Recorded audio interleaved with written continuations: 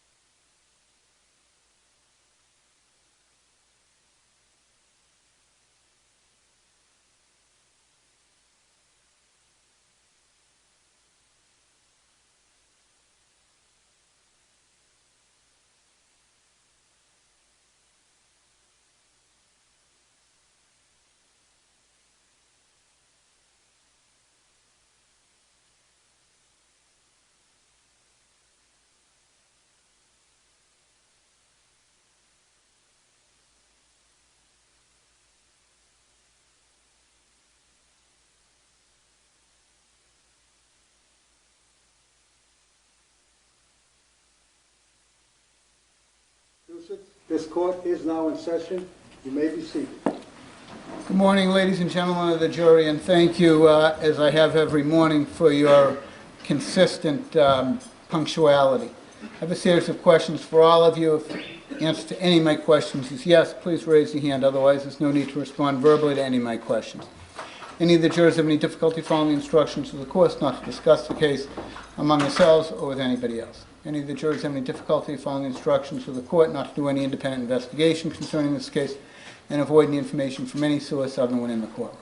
Is there any serious and substantial issue involving your jury duty that you need to alert the court to at this time? None of the jurors have answered affirmatively.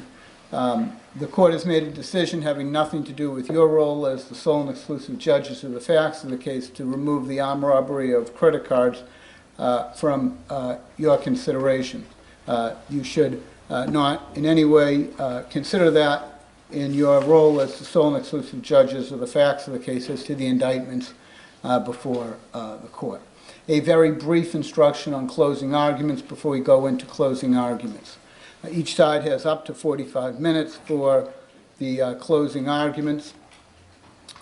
The important things to keep in mind about closing arguments are as follows.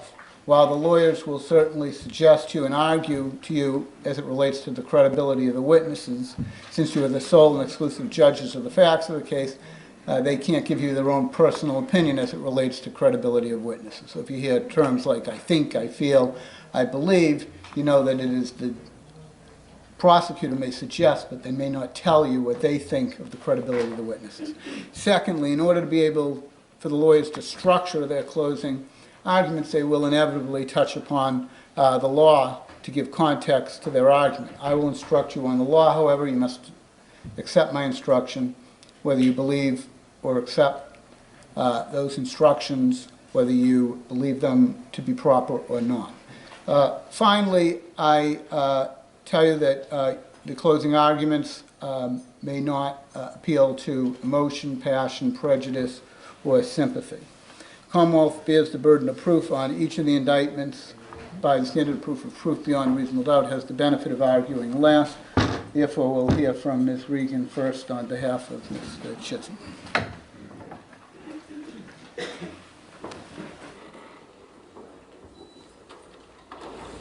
Philip Chism, a kind, smart 14-year-old, committed these terrible acts when he was in the throes of a serious mental illness. Now, before I talk to you about the evidence in this case, I want to acknowledge the pain and terrible grief that Philip Chism's actions caused. Philip Chism's actions took a wonderful person from this world. I told you at the beginning of this case, it's not in question who did these terrible acts. And the evidence has borne me out. Now, each of you was selected from hundreds of jurors during a long impanelment process. And the reason each of you is on this jury is because the court, the prosecutor, the defense, and you were confident that you could decide this case based on the evidence and not the sometimes overwhelming grief and emotion that's filled this courtroom. The defense acknowledges the enormity of this task and thanks you for your commitment to this.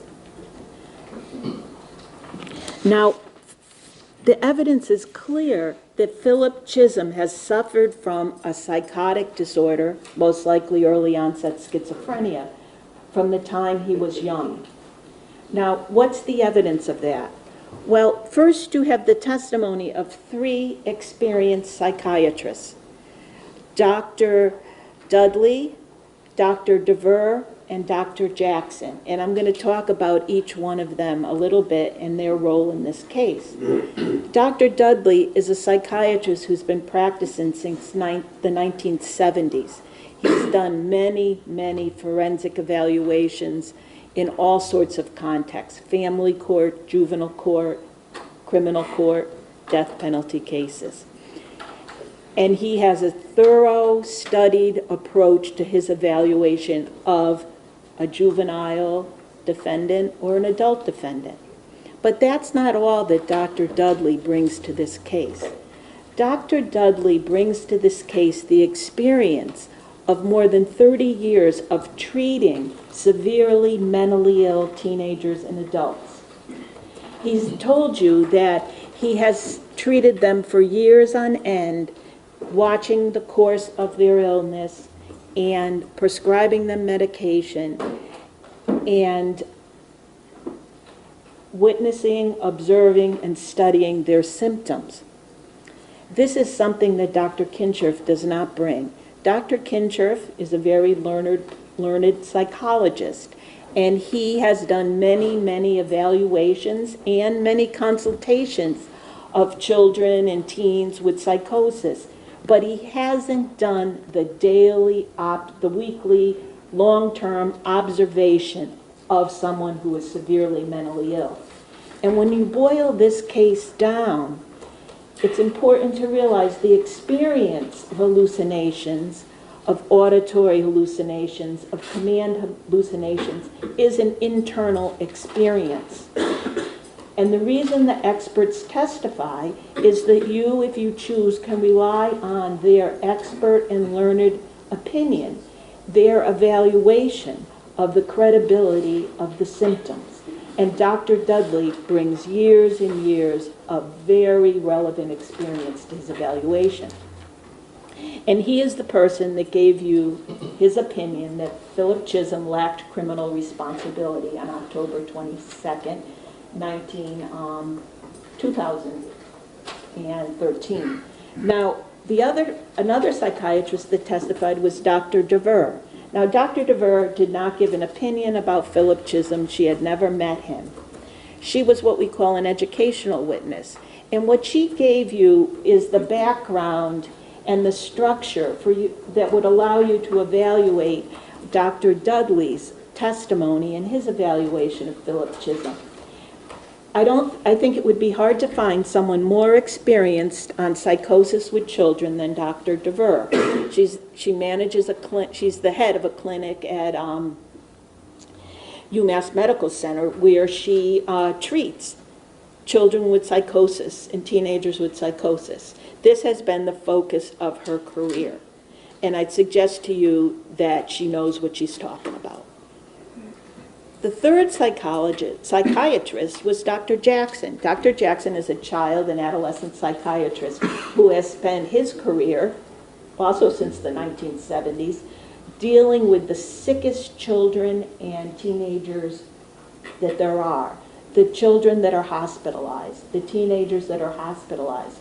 And what he brought to this was a lens for you to compare Dr. Dudley's evaluation to. He showed you how careful you have to be, a doctor has to be, when evaluating a very troubled teen. Dr. Jackson knew about the malingering, knew about the exaggeration of symptoms, but he didn't just say, all right, that's enough, consideration done, evaluation done, because he realized that severely mentally ill teenagers and adults don't have the best judgment. They're going to exaggerate. They're in terrible turmoil. So what did he do? He looked behind that inflammatory information and looked at the teenager, looked at the boy. And what did he see? He saw, putting aside the hallucinations, the commands, the delusions, he saw other significant symptoms. He saw disorganization of thought. He saw flat affect. He saw social withdrawal. And he treated those things with an antipsychotic medication, risperidol. This was not that long ago. And what happened? There was a marked change in Philip, not based on Philip Chism's report, but based on Dr. Jackson's observations of him every working day while he was in the hospital, about 20 days.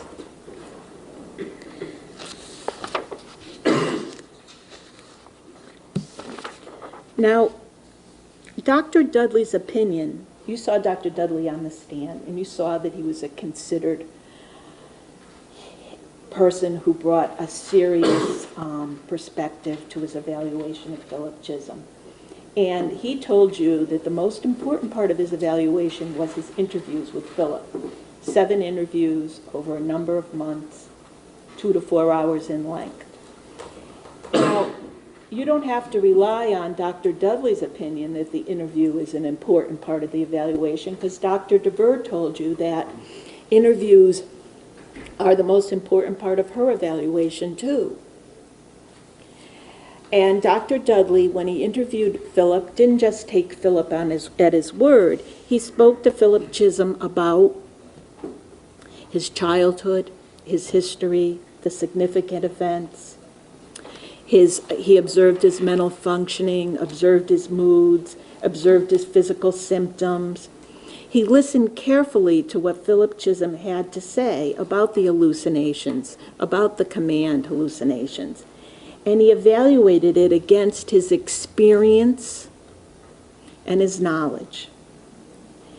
And then he took that evaluation and he compared it and evaluated in light of all the material that he had.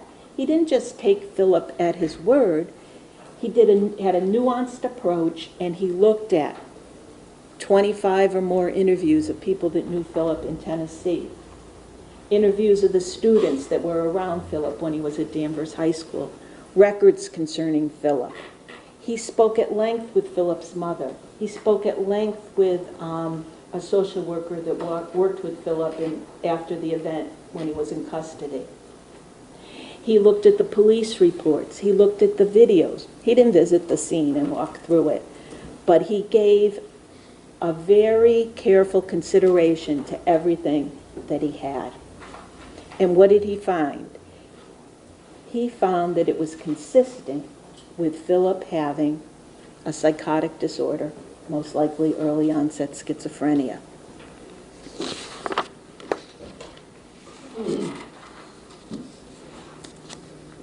And I'd just like to point out that Dr. Dudley told you that in the interviews he observed what Dr. DeVere called the negative symptoms: social withdrawal, flat affect, disorganized thinking. But you don't have to rely solely on Dr. Dudley's report of this, because Dr. Jackson saw those same symptoms not too long ago when Philip was in the hospital. Now, how did we come to be here today? How did this happen? If we go through the course of Philip's illness, it will be consistent with what Dr. DeVere told you about psychosis in children.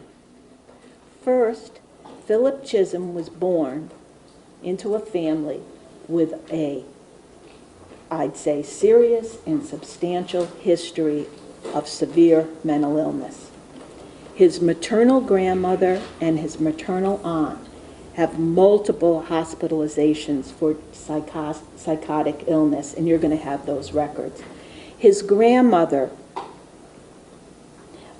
had many electric shock treatment.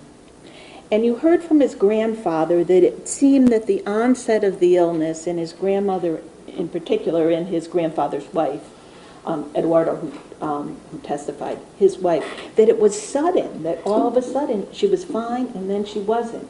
Well, we know from Dr. DeVere that's not the case. The problem is that the symptoms fester under the surface for a long time until there's an acute episode. And that's what happened to his grandmother, and that's what happened to Philip. Now, Philip began, Dr. Dudley told you that Philip began hearing voices when he was 10 years old. And that's consistent with what Dr. DeVere told you. Dr. DeVere told you that children suffer with these symptoms, the voices, the social withdrawal, the anxiety, the humiliation of the voices, for years without anyone noticing. That's common. And why is that? Why don't children and teens seek help? Well, it's important to think about how a child would view these voices. A child doesn't know any other reality. A child doesn't know what other people's internal experience is. A child doesn't have the knowledge to evaluate what's happening to him, and we all know that many times adults aren't able to cope with this either. And this illness brings terrible fear and shame, and that's what happened to Philip. And you heard from Dr. DeVere, this is the usual course. Well, how was Philip able to function so well in Tennessee if he had this terrible illness? Well, we know from Dr. Dudley and Dr. DeVere that two things are very important in determining whether a child can cope with early onset schizophrenia, psychosis. And the two things are, one, are they able to distract themselves? Dr. DeVere told you that the more intelligent the child, the better they are at hiding their illness, and that these children use sports, they use school, they use keeping busy, they use comic books, they use video games, they use music, whatever can distract them from the voices in their head. Dr. Dudley told you another very important thing that children use to manage their illness is a support system. And Philip Chism had a great support system in Tennessee. And you heard from some of the people there. Those people that testified loved Philip very much. And the Carters treated him almost like a son. The coach, Claudia Rodriguez, he had people he could turn to. He had a community. He knew a lot of people, and a lot of people knew him and respected him. Unfortunately, the move to Massachusetts was catastrophic for Philip. He lost his entire support system. He was all alone. He had his mother, that was the only adult, and she was doing the best that she could, but she had 3 kids, all starting in new schools. Now, the stress of the move from Tennessee to Massachusetts to Danvers can't be underestimated. And Dr. Jackson, Dr. DeVere, and Dr. Dudley told you that stress can trigger an acute psychotic episode. And it did. Chism was under enormous stress when he started high school at Danvers High School. He was a 14-year-old freshman boy going to a school where he knew no one. He was an unusually tall African-American boy in a predominantly white school who had no place to hide. And in the beginning, he did well. He held it together. He was friendly, he was smiling, he was a success at the soccer team. But as the weeks continued on at Danvers High School, he began to get sicker. He was less able to cope. And it's not surprising that it was the 14, 15-year-old girls that were around him that noticed the change and not the teachers. And what they noticed is that he began to be more socially withdrawn. His affect was flat. He stopped responding to people. He stopped working in groups. These are not dramatic symptoms. And as Dr. DeVere told you, they're often not seen as significant, but seen as just teenage angst, what a kid is going through.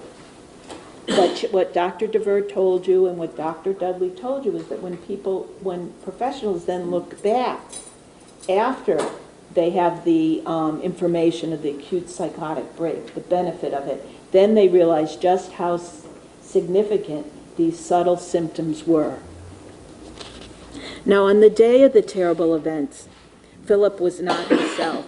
Gilberto Perez said that he was extremely quiet, that he didn't respond when Miss Ritzer talked to him, that he had his earphones in for the entire class and was drawing. Autumn Ciani, who was in the classroom with Philip and Miss Ritzer after school, told you she had never seen Philip the way that he was. He was aggravated. And most importantly, she said that when Miss Ritzer was talking to him, he was mumbling and talking to himself and looking out the window. The same symptoms, the same behavior that Dr. Dudley brought his experienced eye to.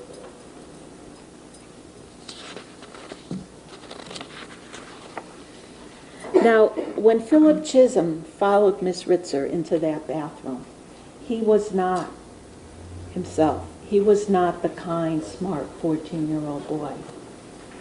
He was totally and absolutely responding to the terrible command hallucinations that were in his head. He didn't choose to do this.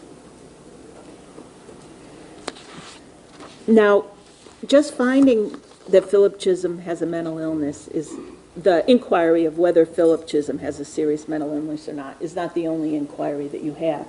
You also have to decide whether Philip Chism was able to conform his behavior to the law. Now, the first thing you have in that consideration is Dr. Dudley's testimony. Dr. Dudley listened to Philip, talked to Philip about the events, had 7 interviews with him. Dr. Dudley reviewed the reports, how Philip was before, how Philip was after. He talked to his mother, he talked to the clinician, the social worker. He looked to see if the pieces fit together. And what he found was that Philip was in an acute psychotic episode. He was under the command of those hallucinations.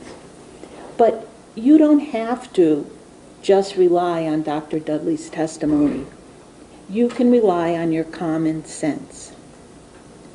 How could a 14-year-old boy cope with acute psychotic episode? You heard about the juvenile brain and how the juvenile brain has an effect on teenagers and makes them very different from adults. They have difficulty with making decisions under stress, with controlling their impulses. And Philip was no ordinary 14-year-old boy. He was a 14-year-old boy with the burden of this progressive illness. Now, I have to use notes and I apologize. Now, you also can bring your common sense to Dr. Dudley's opinion. Philip Chism was a loved boy. He was welcomed into the Carter family home. He was the calm anchor on a soccer team full of rambunctious kids. And you can ask yourself, what other than an overpowering mental illness could cause Philip Chism to do these acts? Now, the Commonwealth wants you to evaluate Philip Chism's mental illness through a made-for-TV stereotype of mental illness. If someone is acutely psychotic, everyone would notice. But we know that's not necessarily true. Dr. DeVere, with all her experience, said that she could interview a floridly psychotic, acutely psychotic child for 30 minutes and not realize that they were psychotic. The Commonwealth may argue that Philip Chism did well on a history test, so boom, he wasn't mentally ill, he wasn't psychotic, he could control himself. But Dr. Dudley told you that intellect remains. Philip, when he was psychotic, didn't become stupid. And Dr. DeVere told you that the smarter the child, the more able they are to hide it. Now, the Commonwealth may also want you to believe that once someone becomes acutely psychotic, out of touch with reality, responding to command hallucinations, they stay that way. But that's not the truth of the illness. We know that from the doctors that testified. The truth of the matter is that they have children and teenagers, they go along on a base level, they have an acute episode, and then they return to the base. And that acute episode can last hours or weeks. So evidence that Philip Chism behaved himself when he was in custody and didn't display any overtly psychotic symptoms doesn't add much to this discussion, because that's not the course of the disease. The Commonwealth may also argue that Philip Chism malingered on those psychological tests, which I'll talk to you a little more about in a little while. Anyway, use your common sense. This is a severely mentally ill teenager under the stress of the realization that he has done these terrible things.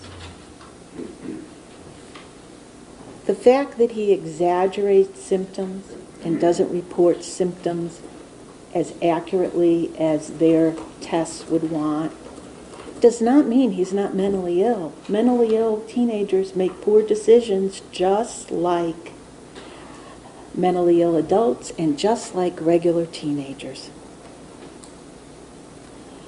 Dr. Hebben wrote in her report that these exaggerations, if that's what they were a cry for help. But we didn't hear any of that in her opinionated testimony. But you saw from Dr. Jackson in particular the way that psychological tests and evidence of exaggeration should be considered. And they should be considered as part of the big picture. Now, I want to talk to you about Philip Chism's behavior. Philip Chism's, when we look at his behavior after he left Miss Ritzer's body in the bathroom, if we look at it, it shows the disorganized thought that is the hallmark of psychosis. First, why was he frantically going from place to place in and around the school for an hour and a half after he left the bathroom for the first time? That bathroom wasn't locked. It was covered with blood. Anyone could have walked in. The school wasn't completely empty. You saw that Kevin Hebert was there, Ramsey was there. I'm sure there were other students. Oh, we heard that the cross-country team was practicing, the soccer team was practicing. Anyone could have walked into that bathroom. If Philip Chism, it would be sensible for Philip Chism, given what he had done, to flee the scene. But he didn't. He just wandered in and out and around for a whole hour and a half. And the Commonwealth may say, well, he covered his face. But it made no sense what he did about his face. 1 minute it's covered, 1 minute it's not. In the middle of his time at the school, after leaving Miss Ritzer's body in the woods, he enters the school. He's covered with blood on his pants. He's barefoot. His face is exposed. It makes no sense. About an hour after he leaves Miss Ritzer for the first time in the bathroom, and after he's moved her body to the wooded area, he returns to the girl's bathroom for the third time. What sense does that make? It makes no sense. Now, the Commonwealth might say, oh, well, he knew he was doing wrong. He wasn't psychotic because he hid the body in the woods. Well, first of all, you were able to visit the scene, and you see that it's not very far into the woods. Now, at night, the scene it might not be obvious to someone coming onto the scene that something terrible had happened there.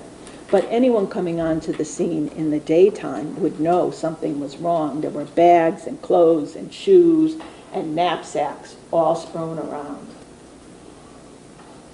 Also, at any time when he was in the woods, just that little bit into the woods, he could have been interrupted. Anyone could have walked into the scene. You heard from one of the students that testified that the cross-country team was practicing that day and that they ran in that woods, that there was a trail there.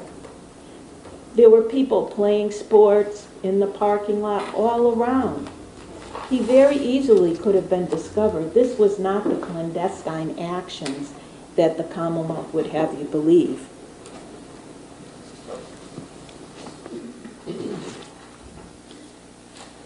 And what about the scene that he left there? Was that rational? He left his knapsack, his shoes, his socks, his jeans, and even left in the knapsack there was his student ID, his homework with his name on it. This was not a calculated hiding of a crime. This was the act of someone with very disorganized thought. Now, the Commonwealth may talk about his interactions with Ramsey, Escorcia, or Kevin Herbert, and how he didn't seem completely crazy when they talked to him. But we know from Dr. DeVere and from Dr. Dudley that these short kinds of interactions often do not really reveal how psychotic a person is. And Ramsey did not say that Philip Chism was fine, normal. He said something was very wrong with Philip. He had never seen Philip like that before. He was sweating, he was frantic, and Ramsey did not know what was wrong. Now, the Commonwealth may talk about the Philip Chisholm's use of Colleen Ritzer's credit cards as being a sign that he had a plan, he knew what he was doing, he was thinking clearly. But he used those credit cards and just went to a movie at the same place that he used the credit cards. Of course, someone in their right mind would think, my God, they can trace the credit cards. I better get out of here after I use it. But he didn't do that.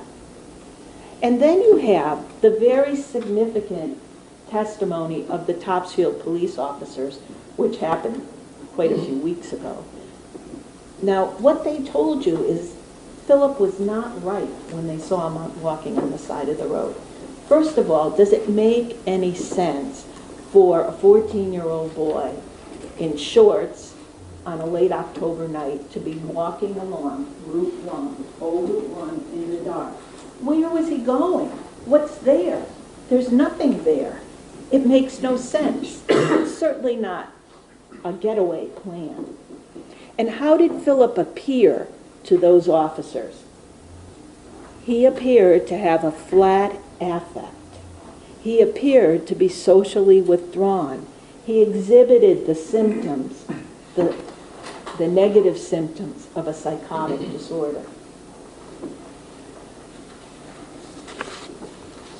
Now, if you could give me a minute.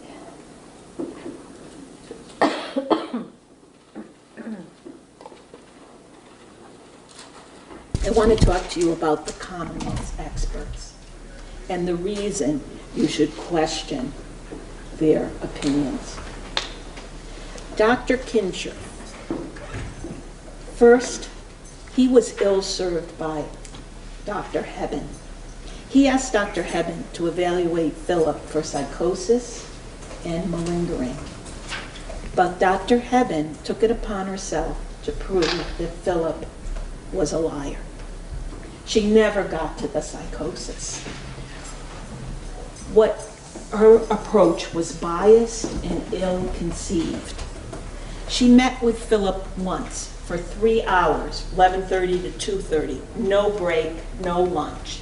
And during that time, she gave him over 900 questions, true or false, never, sometimes, always. She didn't draw him out. She didn't talk to him.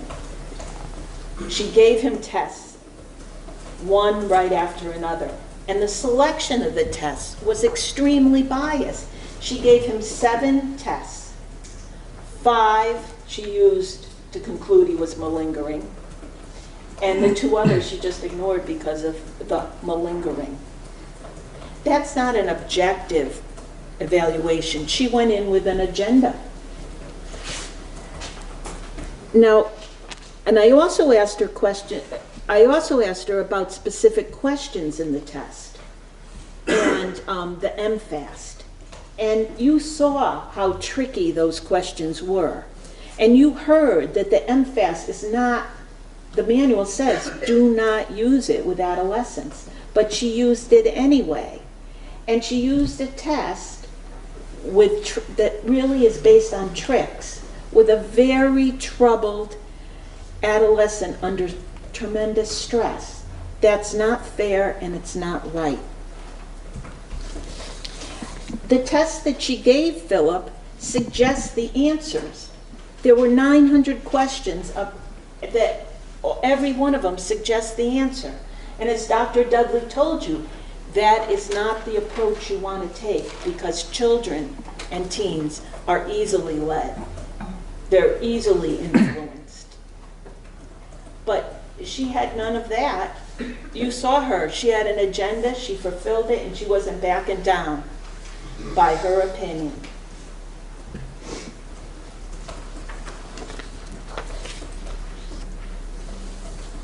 And Dr. Kincher's own evaluation is flawed by some of the same flaws of Dr. Hebbins, because he too gave Philip the psychological test that suggests the answer. They gave Philip the two tests about dissociative experiences. And again, they were tests where you just had to say to what intensity you had have these symptoms. It wasn't the very careful, non-suggestive approach that Dr. Dudley brought to the evaluation, or that Dr. DeVere would bring, or that Dr. Jackson would bring. It was a result-oriented evaluation. Now, another reason that you should have a doubt about Dr. Kincher's testimony is his explanation about why Philip did these acts makes no sense. He said that Philip was in extreme emotional distress when he did this. But think about your common experience. 14-year-old adolescent boys do get distressed, and they do sometimes get extremely distressed. But what do when that happens? They paint graffiti on a wall, they get drunk, they don't do their homework, they skip school, and maybe they go so far as to steal a car. But they don't do these bizarre and horrible acts. Something more is going on, and Dr. Kincher missed it. Finally, Dr. Kincher missed the boat. He never really considered just how young Philip Chism was when he did this. If I remember correctly, he testified all on direct and never mentioned a consideration of what it means for a 14-year-old boy, to do these things. It was only when I asked him on cross, he said, "Oh yes, I always consider that." But how does it make sense? How does it make sense that the Philip Chism that everyone knew did these things? It makes no sense at all unless something really, really awful was going on, unless he was suffering from a terrible mental illness. Now, I need to address an area of the evidence that's very difficult to talk about, but necessary to talk about.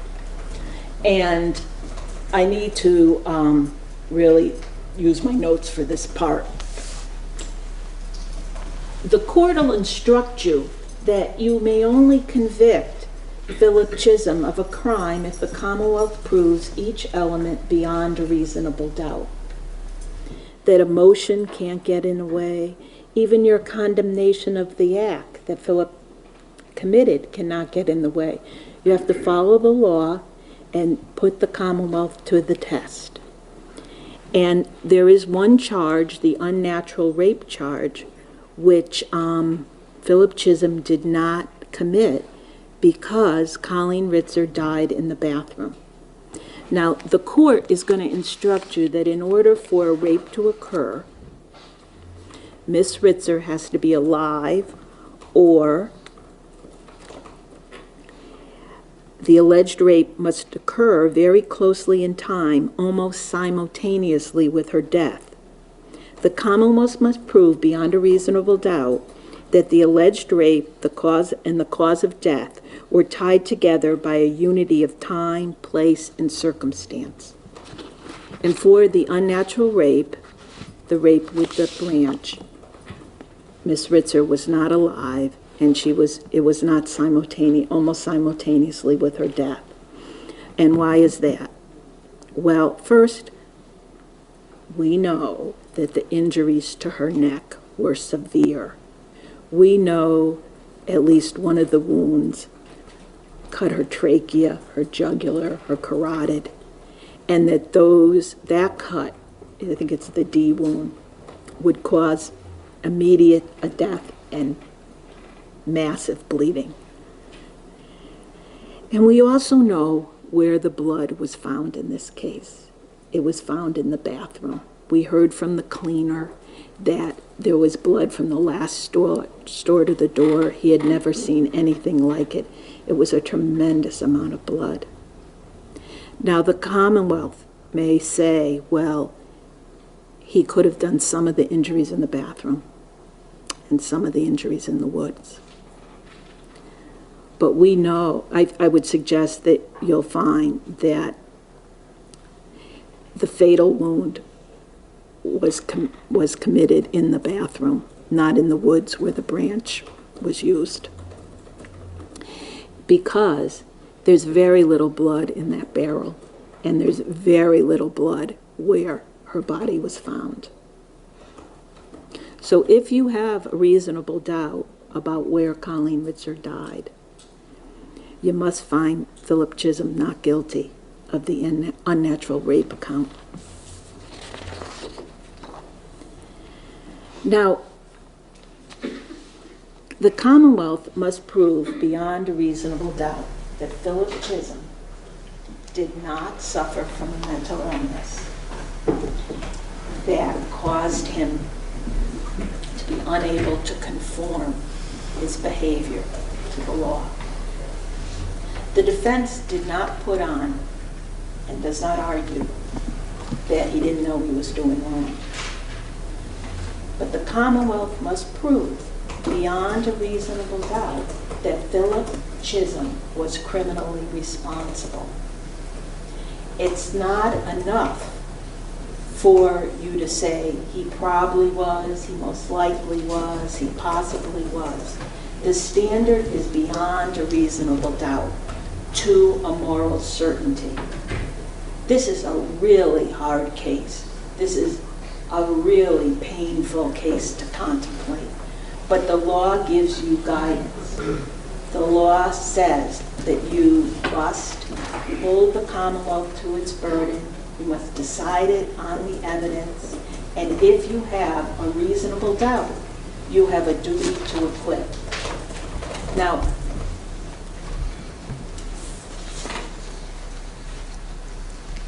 it's your duty to examine every bit of the evidence, every word of testimony, all the exhibits.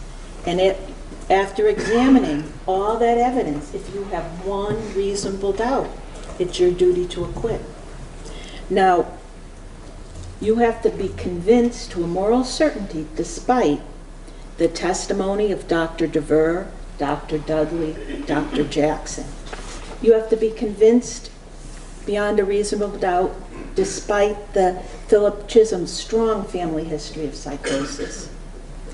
You have to be convinced beyond a reasonable doubt despite the lack of any explanation about why this boy would do this thing. You have to be convinced beyond a reasonable doubt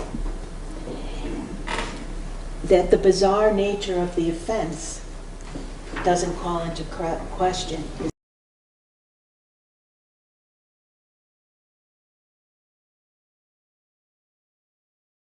his mental status. And you have to be convinced beyond a reasonable doubt despite his erratic behavior, inexplicable behavior, after he left Miss Ritzer in the bathroom. Well, I have nothing more to say.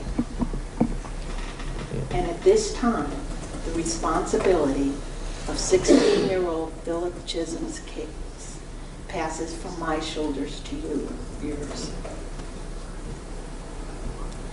And I don't get to respond to Ms. McDougall's closing argument, but I'd ask you, when you deliberate, to think about how I would respond. And at the end of this, now, I'm asking you if you would return a verdict of not guilty by reason of lack of criminal responsibility for the juvenile Philip Chism. Thank you.